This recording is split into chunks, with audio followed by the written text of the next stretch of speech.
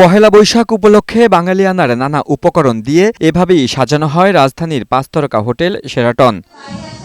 চটপটি, fuchka, ice cream, বাহারি, পিঠাপুলি সহ নানা পদের আয়োজন করা হয় বর্ষবরণ উদযাপনে। শিশুদের বিনোদনের জন্য রাখা হয় নানা আয়োজন। পরিবার ও বন্ধুবান্ধব নিয়ে ঘুরতে এসে উচ্ছ্বাস প্রকাশ করেন অনেকে।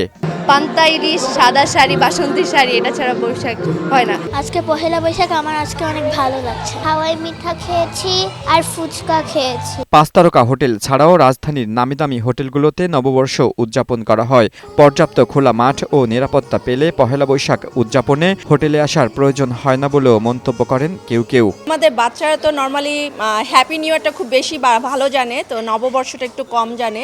তো ওদেরকে নববর্ষের অ্যাক্টিভিটিসগুলো বোঝানোর জন্যই আসলে আজকে এখানে আসা। ঢাকা শহরের যে পরিবেশ, মানুষের তুলনায় শহর যেভাবে সংকীর্ণ হয়ে এসছে, ওপেন পরিবেশ, ওপেন এয়ার যেটা আমরা বলি, এটা আমার মনে হয় অনেকটাই কম।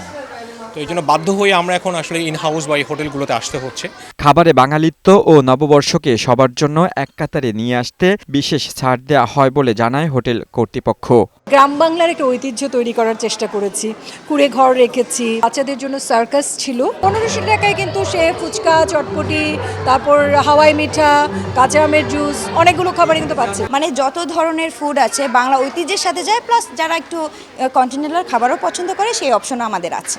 লিওন মীর, বৈশাখী সংবাদ, ঢাকা।